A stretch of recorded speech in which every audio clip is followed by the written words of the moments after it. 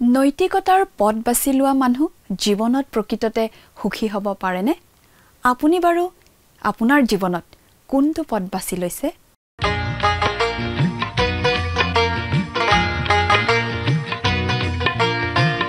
আজিৰে পবিত্ৰ ক্ষণতে দৰ্শকসকললৈ নমস্কাৰ জনাই আমাৰ এই ভক্তিবচন অনুষ্ঠানলৈ উষ্ম আদৰণি জনাইছো। বাইবেল অধ্যয়নৰ এই ধাৰাবাহিক অসমীয়া অনুষ্ঠান ভক্তিবচন খ্ৰীষ্টীয় বিশ্বাসী লোকসকলৰ বাবে বিশেষভাৱে প্ৰস্তুত কৰা অনুষ্ঠান। ইয়াত বাইবেলৰ গোটেই কেইখন পুস্তকৰে অধ্যয়ন আগবঢ়োৱা হ'ব। মাজে মাজে পুৰণি নিয়ম আৰু মাজে মাজে নতুন নিয়ম খণ্ডৰ পৰা একোখন পুস্তক লৈ পুস্তকখনৰ প্ৰতিটো পদ পঢ়ি তাৰ ওপৰত সহজ সৰলভাৱে ব্যাখ্যা আগবঢ়াবলৈ চেষ্টা কৰা হ'ব। এই অনুষ্ঠানটো নিয়মিতভাৱে শুনি থাকিলে দৰ্শকসকলে গোটেই বাইবেলখন চোৱাৰ আৰু বুজি পোৱাৰ এটা সুযোগ লাভ কৰিব আৰু তাৰ যোগেৰে আত্মিকভাৱে লাভৱান হ'ব পাৰিব বুলি আমি বিশ্বাস কৰোঁ।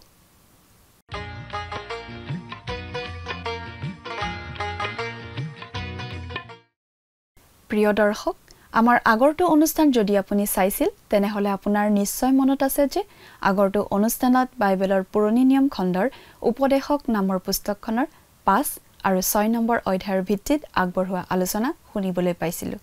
আজিৰ অনুষ্ঠানত এই উপদেশক নামৰ পুস্তকৰ 7 নম্বৰ অধ্যায়ৰ ভিত্তিত আগবঢ়োৱা আলোচনা আমি শুনিবলৈ পাম। জীৱনত সন্তুষ্টি লাভ কৰিবৰ বাবে চলোমনে বিভিন্ন উপায় অৱলম্বন কৰি চাইছিল। জ্ঞান অৰ্জন, দৈহিক ভোগবিলাস, প্ৰচুৰ ধন সম্পত্তি আদি একোৱেই জীৱনত প্ৰকৃত সন্তুষ্টি দিব নোৱাৰে বুলি তেওঁ বুজিব পাৰিছিল। তাৰ পাছত চলোমনে জীৱনৰ সন্তুষ্টিৰ বাবে আন এটা পন্থা অৱলম্বন কৰি চাইছিল। সেইটো আছিল ধৰ্মকৰ্মৰ পন্থা।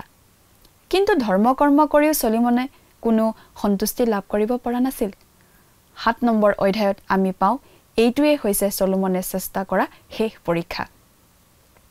সূৰ্যৰ তলৰ সকলো ধৰণৰ কাম তেওঁ পৰীক্ষা নিৰীক্ষা কৰি চাইছিল। সেইবোৰৰ কোনোটোৱে তেওঁৰ বাবে সন্তুষ্টি আৰু আনন্দ কঢ়িয়াই আনিব নেকি চাবলৈ।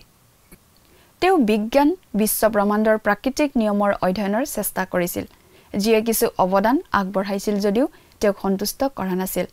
তাৰ পিছত তেওঁ দৰ্শন আৰু মনোবিজ্ঞানৰ অধ্যয়নত সোমাই পৰে। তাতো সন্তুষ্ট নহ'ল। তেওঁ সুখ আৰু বস্তুবাদৰ সীমাত উপনীত হ'ল। তেওঁ নিয়তিবাদৰ চেষ্টা কৰিছিল, যিটো আজিৰ দিনত এটা অতি জনপ্ৰিয় দৰ্শন। তেওঁ আত্মসন্তুষ্টি আৰু স্বাৰ্থপৰতাৰ পথ চেষ্টা কৰিছিল, নিজৰ বাবে জীয়াই থাকি চাইছিল। তাৰ পিছত তেওঁ ধৰ্মৰ চেষ্টা কৰিলে। কোনো ধৰ্মকৰ্ময়ো সন্তুষ্ট কৰিব নোৱাৰিলে।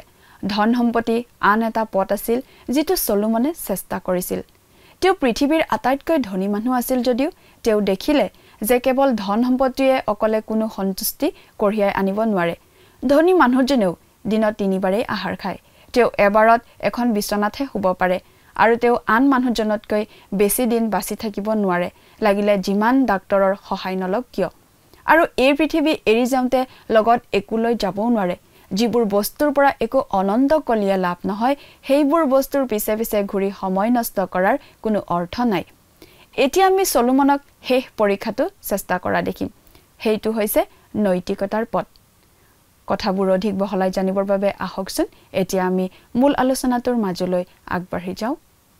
আমাৰ মহান ত্ৰাণকৰ্তা প্ৰভু যীশুখ্ৰীষ্টৰ নামত নমস্কাৰ। প্ৰিয় শ্ৰোতা, আশা কৰোঁ আপুনি ভালে কুশলে আছে। প্ৰিয় শ্ৰোতা, আমি আজি কিছুদিনৰ পৰা বাইবেলৰ পুৰণি নিয়ম খণ্ডৰ উপদেশক নামৰ পুস্তকখনৰ অধ্যয়ন চলাই আছোঁ, নহয় জানো? আপুনি আমাৰ যোৱা অনুষ্ঠানটো শুনিছিল নে বাৰু? আমি বাৰু কি আলোচনা কৰিছিলোঁ আপোনাৰ অলপ মনত আছেনে? যোৱা অনুষ্ঠানত আমি এই উপদেশক পুস্তকখনৰ 6 নম্বৰ অধ্যায়লৈকে আমাৰ আলোচনা আগবঢ়াইছিলোঁ আৰু তেতিয়ালৈকে আমি এই কথা জানিছোঁ যে চলোমনে হৃদয়ক শান্তি আৰু আনন্দেৰে সন্তুষ্ট কৰিবলৈ সকলোকে পৰীক্ষা কৰি চালে আৰু চেষ্টা কৰিলে যে সূৰ্যৰ তলত মানুহে কি কৰিব পৰা উপায়েৰে হৃদয়ক সন্তুষ্ট কৰিব পাৰে। ৰজা চলোমনে কি কি বিষয় ইতিমধ্যে পৰীক্ষা কৰিলে তাক আমি পুনৰ দোহাৰিছোঁ, শুনিবচোন। তেওঁ প্ৰথমতে বিজ্ঞানৰ দ্বাৰা শান্তি পাব বিচাৰিছিল। তাৰ পাছত বিশ্ব ব্ৰহ্মাণ্ডৰ প্ৰাকৃতিক নিয়মবোৰ গৱেষণা কৰিছিল। এইবিলাকৰ যোগেদি তেওঁ বহুতো ভাল ভাল জ্ঞান পাইছিল, কিন্তু হৃদয়ক হ'লে সন্তুষ্ট কৰিব পৰা নাছিল। সেইকাৰণে তেওঁ দৰ্শন আৰু মনোবিজ্ঞান অধ্যয়ন কৰিবলৈ লৈছিল, কিন্তু নাই, তাতো তেওঁ সন্তুষ্ট হোৱা নাছিল। তাৰ পাছত তেওঁ মানুহে কৰিব পৰা বা ভাবিব পৰা সকলো আমোদ প্ৰমোদ আৰু লাহ বিলাহৰ যোগেদি শান্তি পাবলৈ চেষ্টা কৰিছিল, কিন্তু সেইবোৰো তেওঁ অসাৰ বুলি বুজি পাইছিল। সকলো তেওঁ অসাৰ দেখিছিল। তাৰ পাছত তেওঁ নিজে কৰা মহৎ মহৎ কাৰ্য চাই সন্তুষ্ট হ'বলৈ চেষ্টা কৰিছিল। তাতো তেওঁ কিন্তু সন্তুষ্ট হ'ব পৰা নাছিল। সেইকাৰণে যিমান পাৰে ধন সম্পত্তি আৰু বহুমূলীয়া বস্তুবিলাক গোটাই সেইবিলাকৰ যোগেদি তেওঁ শান্তি পাবলৈ চেষ্টা কৰিছিল, কিন্তু নাই, সেই সকলোবোৰো অসাৰ আছিল। সেইবোৰৰ যোগেৰে তেওঁ শান্তি পোৱা নাছিল। তাৰ পাছত তেওঁ পগলাৰ দৰে উদাসীন আৰু অমনোযোগীভাৱে জীৱন কটাবলৈ চেষ্টা কৰিছিল, কিন্তু সেইবোৰেও তেওঁক সন্তুষ্টি দিয়া নাছিল।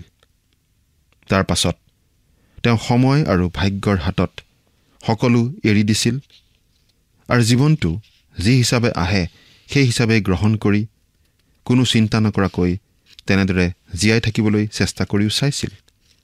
তেনেদৰে শান্তি পাবলৈ তেওঁ চেষ্টা কৰিছিল। এইবিলাকৰ যোগেদি তেওঁ গঠনমূলক জ্ঞান কিছু পাইছিল, হয়, কিন্তু শান্তি হ'লে পোৱা নাছিল। তাৰ পাছত তেওঁ কি কৰিছিল আপোনাৰ মনত আছে বোধ কৰোঁ। তাৰ পাছত তেওঁ একেবাৰে স্বাৰ্থপৰ হৈ জীৱন যাপন কৰিও চাইছিল, কিন্তু সেই স্বাৰ্থপৰতাও যে অসাৰ সেই কথা তেওঁ বুজি পাইছিল। তেওঁ স্বাৰ্থপৰভাৱে অতি দাম্ভিক, অহংকাৰী আৰু অত্যাচাৰী হৈও চাইছিল, কিন্তু তাৰ ফল তেওঁ হ'লে একো পোৱা নাছিল। এটা কথাই বুজি পাইছিল যে সেইবোৰেও মনত শান্তি দিব নোৱাৰে, তেওঁৰ মনৰ হাবিয়াস পূৰণ কৰিব নোৱাৰে। আৰু তাৰপিছত আমি পাইছিলোঁ যে ৰজা চলোমনে বিভিন্ন ধৰ্ম কৰ্মৰ যোগেদি, ধৰ্ম ব্যৱস্থাৰ যোগেদি শান্তি পাব পাৰি নেকি পৰীক্ষা কৰি চাইছিল, কিন্তু নাই, ধৰ্ম ব্যৱস্থায়ো তেওঁৰ অন্তৰত শান্তি দিব পৰা নাছিল। আচলতে কোনো ধৰ্ম ব্যৱস্থাই কোনো মানুহৰ হৃদয়ত শান্তি দিব নোৱাৰে। এই কথাটো আমি বাৰে বাৰে উল্লেখ কৰি আহিছোঁ। এই কথাটো আমি যোৱা অধ্যায়তো আলোচনা কৰোঁতে উল্লেখ কৰিছিলোঁ, আগতেও উল্লেখ কৰিছোঁ যে বাইবেলে আমাক এই কথা অতি স্পষ্টভাৱে কৈ দিছে যে একমাত্ৰ প্ৰভু যীশুখ্ৰীষ্টইহে মানুহৰ মনত শান্তি দিব পাৰে। তেওঁৰ নাম শান্তিৰাজ। প্ৰভু যীশুখ্ৰীষ্টই হৈছে একমাত্ৰ শান্তিদাতা। প্ৰভু যীশুখ্ৰীষ্টই যি শান্তি মানুহক দিয়ে সেই শান্তিতহে মানুহৰ হৃদয় প্ৰকৃত অৰ্থত সন্তুষ্ট হ'ব পাৰে আৰু সন্তুষ্ট হয়। আন একোৰ দ্বাৰাই মানুহৰ হৃদয় কেতিয়াও সন্তুষ্ট নহয়।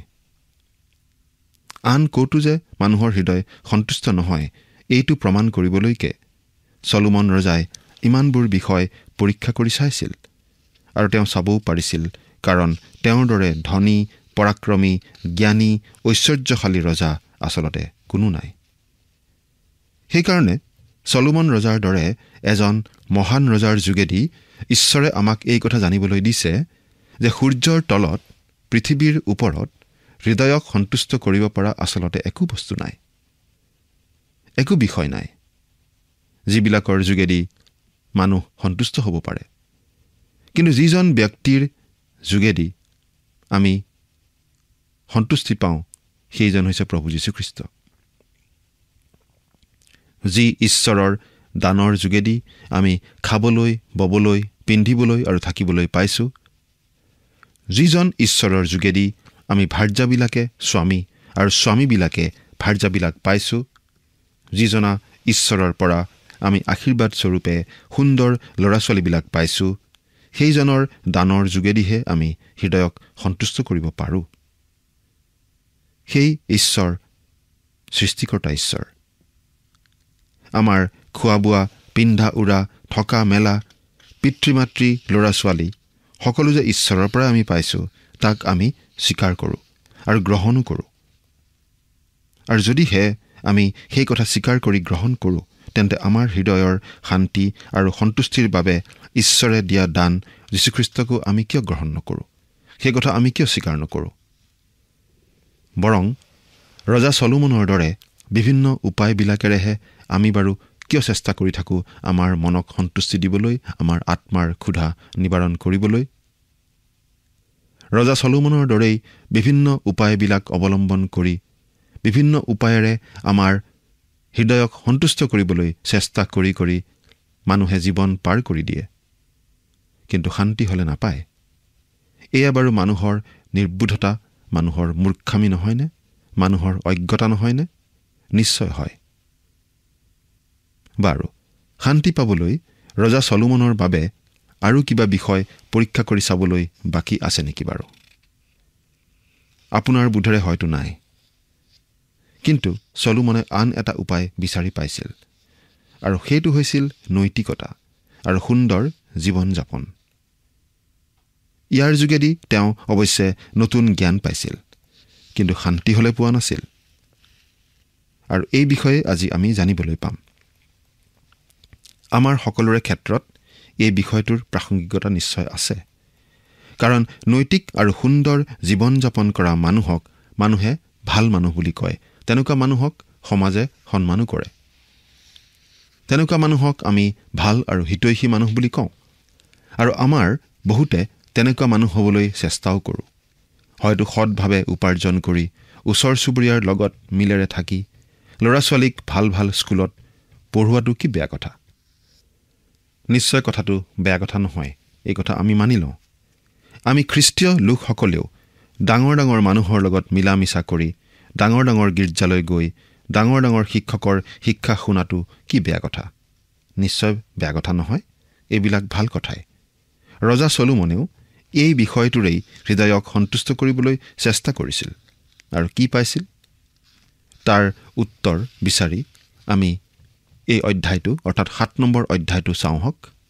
প্ৰথমতেই আমি পাঠ কৰি দিছোঁ উপদেশক পুস্তকৰ 7 নম্বৰ অধ্যায়ৰ 1 নম্বৰ পদ। ইয়াত এনেদৰে লিখা আছে, সুগন্ধি তেলতকৈ সুনাম উত্তম, আৰু জন্মৰ দিনতকৈ মৰণৰ দিন ভাল। প্ৰিয় শ্ৰোতা, এই কথা একেবাৰে সঁচা। সুগন্ধি তেলতকৈ সুনাম বেছি ভাল। যিজন মানুহে লেতেৰা ৰাজনীতি চৰ্চা নকৰে, অধৰ্মৰ কাম নকৰে, ওচৰ চুবুৰীয়াৰ লগত কাজিয়া পেচাল নকৰে, কোনো বেয়া ঘটনাত নিজকে জড়িত নকৰে, তেওঁৰ নাম স্বাভাৱিকতেই বিয়পি পৰিবই। তেনেকুৱা মানুহে আনক দেখিলে মিচিকিয়া হাঁহি মাৰে, যাওঁতে ৰাস্তাৰ ইফালে সিফালেও নাচায়, আনৰ আপদ বিপদত খবৰ এটি লয়, কিন্তু জড়িত নহয়, সভা সমিতিবোৰত যোগ দিয়ে, কিন্তু বিতৰ্কলৈ নাযায়। তেনে মানুহক সকলোৱে ভাল পায়। আনকি তেওঁৰ মৃত্যুটো মানুহবিলাকে বহুত ভাল ভাল কথা কয়, যেন তেওঁ স্বৰ্গ নোপোৱাৰ কোনো কাৰণ নাই। কিন্তু ৰজা চলোমনে কৈছে যে এনেকুৱা জীৱনেও চলোমনক হৃদয়ৰ শান্তি আনি দিব পৰা নাছিল। 2 নম্বৰ পদ, ভোজৰ ঘৰলৈ যোৱাতকৈ বিলাপৰ ঘৰলৈ যোৱা ভাল, কিয়নো সেয়ে সকলো মানুহৰ শেষ গতি, আৰু জীয়াই থকা সকলো মানুহে তাক মনত ৰাখিব। প্ৰিয় শ্ৰোতা, নৈতিক আৰু সুন্দৰ জীৱন যাপন কৰা মানুহৰ কথাই বেলেগ। তেওঁলোকে জনকল্যাণমূলক আঁচনিবিলাকৰ বিষয়ে কথা বতৰা পাতে, প্ৰদূষণ, সামাজিক দুৰ্নীতি, অন্যায়, অত্যাচাৰ ইত্যাদিৰ বিষয়ে সুন্দৰকৈ আলোচনা কৰে, কিন্তু হাতে কামে হ'লে একোকেই নকৰে। চহৰত থকাসকলে আকৌ খোৱাপানী, বিজুলী, ৰাস্তা ঘাট আদিৰ বিষয়ে কথা পাতে, কিন্তু কামত হ'লে জড়িত নহয়। তেওঁলোকে মাত্ৰ শুনে আৰু তেওঁলোকে মাত্ৰ কথা কয়, আলোচনা কৰে। সেই এলেকাত কোনো মানুহ মৰিলেও অন্ত্যেষ্টিক্ৰিয়ালৈ যায় আৰু সুন্দৰ কথাবিলাক সেই মৃতকৰ বিষয়ে কয় আৰু শুনে, কিন্তু তাৰ পৰা একো নিশিকে। এনেকুৱা ধৰণৰ মানুহ আমাৰ মাজত আছে, আৰু আমি তেওঁলোকক ভালেই পাওঁ, কিন্তু তেওঁলোকে আনৰ কাৰণে একো নকৰে। এনেকুৱা জীৱনৰ কোনো সাৰ্থকতা নাই, আৰু আমি হ'লে এনেকুৱা জীৱন কোনোমতে সমৰ্থন নকৰোঁ। এনেকুৱা জীৱনক আমি যিমান ভাল বুলি ভাবোঁ সিমান ভাল নহয়। 3 নম্বৰ পদ, হাঁহিতকৈ সুখ ভাল, কাৰণ মুখৰ বিৱৰণৰ দ্বাৰাই মনক আনন্দিত কৰা হয়। সুখৰ পৰা আঁতৰি থাকিবলৈ মানুহে যিকোনো কামকেই কৰে, নহয়নে বাৰু? গোটেই জীৱনটো যাতে সুখ কৰাৰ সলনি হাঁহি থাকিব পাৰি তাৰ বাবে পাৰে মানে ব্যৱস্থাও কৰে। কিন্তু তথাপিতো আমি কোনেও মৃত্যুৰ পৰা আঁতৰি থাকিব নোৱাৰোঁ। অৱশ্যে আমি জীয়া মানুহবিলাকে মৃতকৰ শৰীৰটো নতুন কাপোৰ, ফুল, সুগন্ধি, মধুৰ সংগীত ইত্যাদিৰে আৱৰণ দি আমাৰ নিজৰ মৃত্যুৰ কথাটো পাহৰিবলৈ চেষ্টা কৰোঁ। পালকেও মৃতকৰ বিষয়ে সুন্দৰ সুন্দৰ কথা কয় আৰু মৈদাম দিয়াৰ পাছতে আমিও মৃত্যুৰ কথা পাহৰি যাওঁ। এয়াই হ'ল আমাৰ জীৱন। 4 নম্বৰ পদটো পাঠ কৰি দিছোঁ। জ্ঞানীবিলাকৰ মন বিলাপৰ ঘৰত থাকে, কিন্তু অজ্ঞানবিলাকৰ মন আমোদৰ ঘৰত থাকে। এই কথাটোৰ দ্বাৰা আমি এটা কথা চাব লাগে যে আমি যিবিলাক মানুহ আছোঁ, আমি জ্ঞানী নে অজ্ঞানী সেই কথাটো আচলতে কাৰ্যৰ দ্বাৰা প্ৰকাশ পায়। ধৰা হওক, আমাৰ মাজৰে মৃতক এজনক মৈদাম দি কথমপি 50 গজমান অহাৰ পাছতেই এজনে সুন্দৰ গাজা এটা কয় আৰু আমি সকলোৱে হাঁহোঁ, নহয়নে? আমাৰ মাজৰে এজনক মৈদাম দি অহাৰ পাছতেই আমি আমাৰ মৃত্যুৰ কথাটো পাহৰি যাওঁনে? আমিও যে সেই মৃত্যুলৈকে আগুৱাই গৈ আছোঁ সেই কথা আমাৰ মনতেই নাথাকে। কিন্তু মৃত্যুৰ পাছত আপুনি আৰু মই কলৈ যাম সেই কথা আমি বাৰু ভাবি চাওঁনে? আমি বাৰু ভাবি চাবলৈ আমি সময় লওঁনে? জীয়াই থাকোঁতে যদি ঈশ্বৰৰ লগত আপোনাৰ জীৱনৰ সম্বন্ধ ঘটা নাই, তেন্তে আপুনি জানিব যে আপোনাৰ মৃত্যু আচলতে আপোনাৰ বাবে এটা শোকাবহ ঘটনা। নৈতিকতা, সুন্দৰ জীৱন যাপন ইত্যাদিয়ে কোনো মানুহক সেই শোকাবহ ঘটনাৰ পৰা ৰক্ষা কৰিব নোৱাৰে। কিন্তু একমাত্ৰ মৃত্যুঞ্জয়ী প্ৰভু যীশুখ্ৰীষ্টইহে মানুহক ৰক্ষা কৰিব পাৰে। প্ৰভু যীশুখ্ৰীষ্টক বিশ্বাস কৰি নিজৰ জীৱনৰ ত্ৰাণকৰ্তা বুলি গ্ৰহণ কৰা প্ৰত্যেকজন মানুহৰ বাবেই সেই মৃত্যু আৰু শোকাবহ ঘটনা হৈ নাথাকে। সেই মৃত্যু তেনেকুৱা মানুহৰ বাবে এখন দুৱাৰৰ নিচিনা হয়, যিখন দুৱাৰেৰে তেওঁ এই জীৱনৰ পৰা আনটো জীৱনলৈ পাৰ হৈ যায়। প্ৰিয় শ্ৰোতা, সেই মৃত্যুঞ্জয় প্ৰভু যীশুখ্ৰীষ্টক আপুনি বাৰু গ্ৰহণ কৰিছেনে? এতিয়া আমি 5 আৰু 6 নম্বৰ পদ দুটা পাঠ কৰি দিব খুজিছোঁ। মানুহে অজ্ঞানবোৰৰ গীত শুনাতকৈ জ্ঞানবানৰ অনুযোগ শুনা ভাল, কিয়নো কেৰাহীৰ তলৰ কাঁইট খৰিৰ ফুটফুটনি যেনে অজ্ঞান মানুহৰ হাঁহি তেনে। প্ৰিয় শ্ৰোতা, ইয়াৰ যোগেদি ৰজা চলোমনে এই কথা ক'বলৈ বিচাৰিছে যে আমি জীৱনত প্ৰতিটো বিষয়ৰ দুয়োটা দিশ পৰীক্ষা কৰি চাব পাৰোঁ। অৰ্থাৎ আমি জ্ঞানীৰ বকনি শুনি চাব পাৰোঁ আৰু অৰ্থহীন গীত মাতবিলাকো শুনি চাব পাৰোঁ। দুয়োটাৰ ভিতৰত আমাৰ মনত কোনোবা এটা বেছি ভাল হ'বই। এই ধৰণৰ উদাহৰণ চলোমন ৰজাই আমাক এই অধ্যায়ৰ বাকী অংশত দি গৈছে। এতিয়া 7 নম্বৰ পদৰ পৰা 9 নম্বৰ পদলৈকে পাঠ কৰি দিম, শুনিবচোন। স্বৰূপে অত্যাচাৰে জ্ঞানবানক বলিয়া কৰে আৰু ভেটিয়ে বিবেচনা শক্তি নষ্ট কৰে। কাৰ্যৰ আৰম্ভণতকৈ তাৰ শেষ ভাল, আৰু অহংকাৰী মনৰ লোকতকৈ ধীৰ মনৰ লোক ভাল।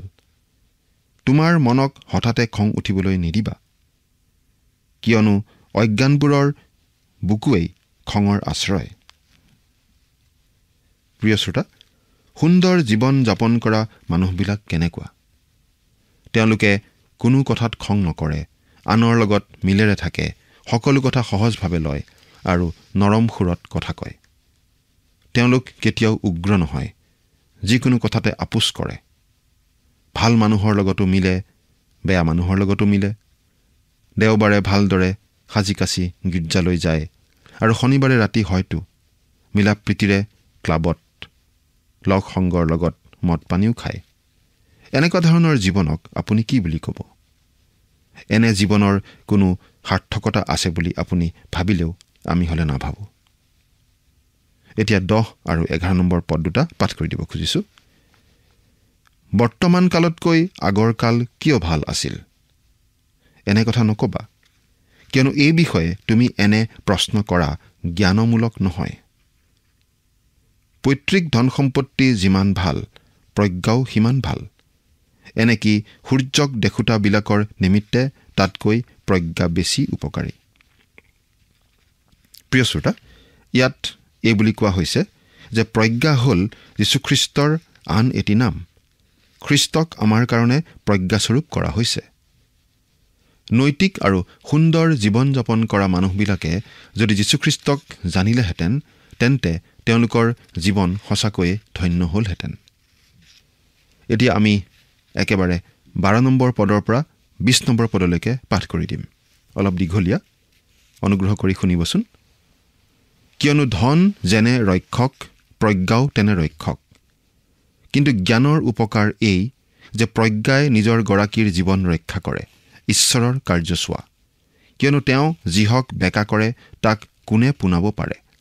সুখৰ দিনত আনন্দ কৰা আৰু দুখৰ দিনত বিবেচনা কৰা। মানুহৰ পাছত কি ঘটিব তাৰ একোকে যেন মানুহে জানিব নোৱাৰে। এই নিমিত্তে ঈশ্বৰে সেই দুয়োকো ওচৰা ওচৰি কৰি থৈছে।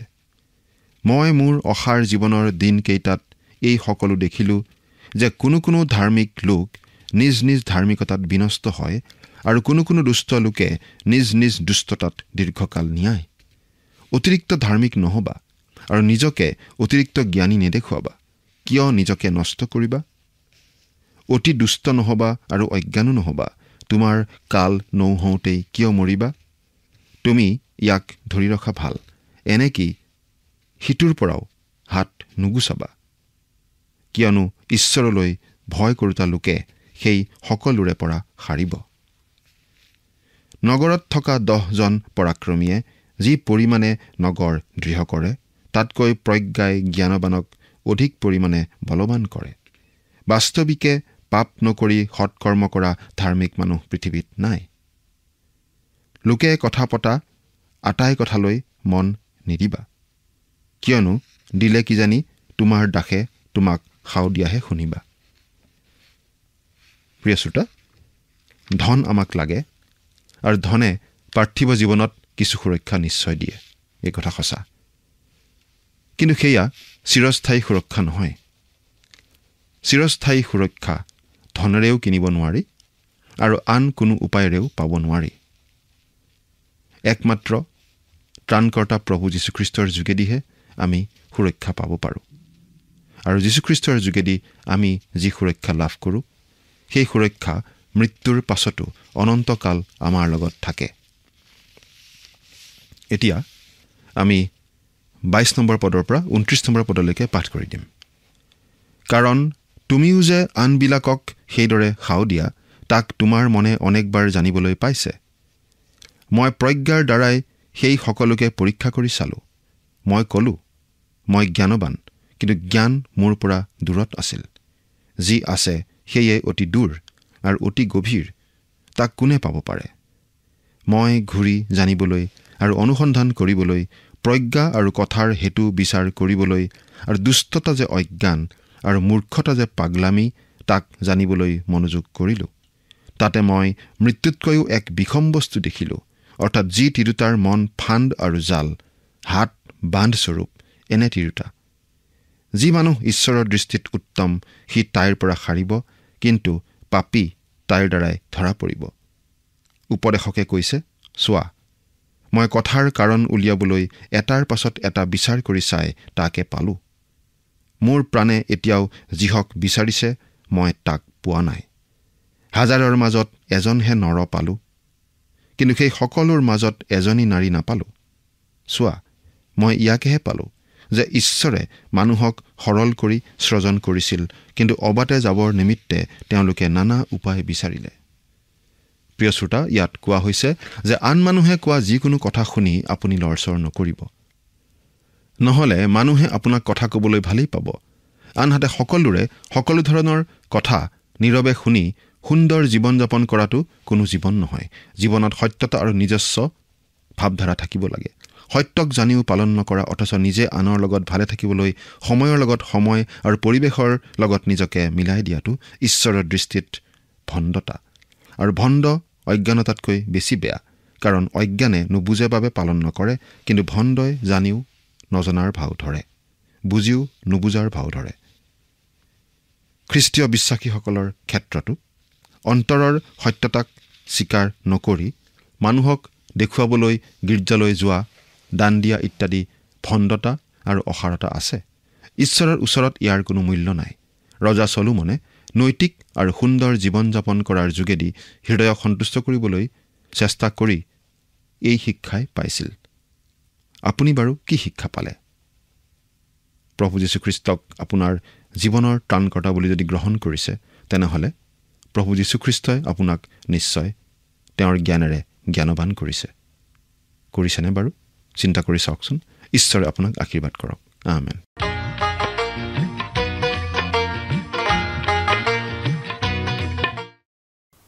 আমাক ভালদৰে চিনি পোৱা কোনোবাই আমাৰ বিষয়ে বেয়া মন্তব্য দিয়া বুলি শুনিলে আমি বিচলিত হ'ব নালাগে। যদি আমি মাছ বাটেৰে আগবাঢ়ি গৈ থাকোঁ, তেন্তে দীৰ্ঘকালীনভাৱে সমাজে আমাৰ বাবে হাত চাপৰি বজাব। আমি মনত ৰখা উচিত যে কেৱল আনক সন্তুষ্ট কৰিবলৈ জীয়াই থাকিবলৈ চেষ্টা কৰি জীৱনত সন্তুষ্টি বিচাৰিলে আমাৰ জীৱনটো অতি নিৰস হৈ পৰিব। সমাজে দেখাত এজন ভাল ভদ্ৰ মানুহৰ দৰে থাকি এটা বাহ্যিক ভাৱমূৰ্তি বজাই ৰাখি চলা জীৱনটো আচলতে এটা ভণ্ডামীৰ জীৱনহে হ'ব, এটা গতানুগতিক জীৱন। বহুতো খ্ৰীষ্টীয় পৰিয়ালৰ জীৱনবোৰ এনেকুৱা হোৱা বাবে সন্তানবোৰ বিশ্বাসৰ পৰা আঁতৰি যায়, কাৰণ তেওঁলোকে দেখা পাই থাকে, তেওঁলোকে দেখিছে নৈতিকতাবাদী, ভাল কাম কৰাজনৰ জীৱনৰ ভণ্ডামী শূন্যতা। আজিলৈ আমাৰ অনুষ্ঠানটিৰ ইমানতে সামৰণি মাৰিব খুজিছোঁ। পৰৱৰ্তী অনুষ্ঠানত আপোনালোকক পুনৰ লগ পোৱাৰ আশা ৰাখিছোঁ। সামৰণি মৰাৰ আগতে আহকচোন আমি খন্তেক প্ৰাৰ্থনাত মূৰ্ণত কৰোঁ হওক। স্বৰ্গত থকা অতি মৰমীয়াল দয়ালু পিতৃ ঈশ্বৰ, প্ৰভু তোমাক ধন্যবাদ দিছোঁ তোমাৰ প্ৰেম, তোমাৰ অনুগ্ৰহেৰে তুমি পৰিপূৰ্ণ কৰাৰ বাবে। দয়ালু মৰমীয়াল পিতৃ ঈশ্বৰ, এই সময়তে প্ৰভু তোমাৰ চৰণত নিবেদন জনাইছোঁ আমাৰ প্ৰতিজন দৰ্শকসকলৰ বাবে। তেওঁলোকক প্ৰভু তোমাৰ আশীৰ্বাদেৰে প্ৰভু তুমি পৰিপূৰ্ণ কৰিবা। তোমাৰ বাক্য বুজি পোৱাত প্ৰভু তুমি সহায় কৰা, যাতে প্ৰভু এই সকলোবোৰ বাক্য প্ৰভু তেওঁলোকে বুজি পোৱাৰ যোগেদি নিজৰ জীৱনটো যাতে সম্পূৰ্ণৰূপে তোমাত সোধাই প্ৰভু পৰিচালিত হ'ব পাৰিব, তেনে আশীৰ্বাদ তেওঁলোকৰ জীৱনত তুমি বাকী দিয়া। আৰু তেওঁলোকৰ প্ৰভু পৰিয়ালক সকলো সদস্যকে প্ৰভু তোমাৰ আশীৰ্বাদেৰে তুমি পৰিপূৰ্ণ কৰিবা। এই সকলো যাচনা মহান ত্ৰাণকৰ্তা প্ৰভু যীশুখ্ৰীষ্টৰ নামত অৰ্পণ কৰিলোঁ। আমেন।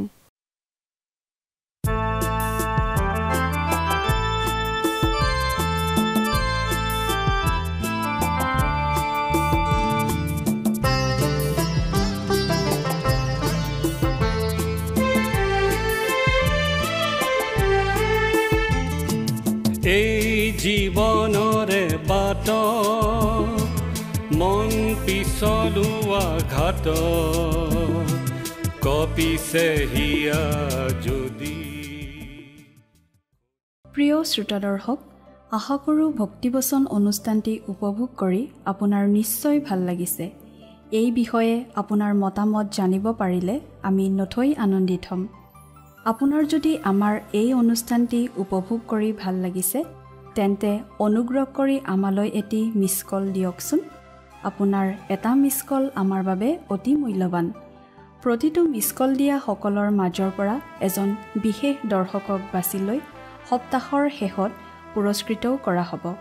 মিছ কল দিয়া নম্বৰটো হৈছে 04449081 আপোনাৰ যদি কিবা প্ৰাৰ্থনাৰ বিষয় থাকে বা অধিক জানিবলৈ ইচ্ছা কৰে, তেন্তে টেলিফোনৰ মাধ্যমেৰেও আমাক যোগাযোগ কৰিব পাৰে। আমাৰ টেলিফোন নম্বৰটো হৈছে 7429840242। আপুনি আমালৈ ইমেইল অথবা পত্ৰ যোগেও যোগাযোগ কৰিব পাৰে। তাৰ বাবে আমাৰ ইমেইল আইডি আৰু পোষ্টেল এড্ৰেছটো টিভি পৰ্দাত চাই লওকচোন। পুনৰ লগ পোৱাৰ আশাৰে আজিলৈ ইমানতে সামৰিছোঁ। ঈশ্বৰে আপোনাক আশীৰ্বাদ কৰক। ধন্যবাদ।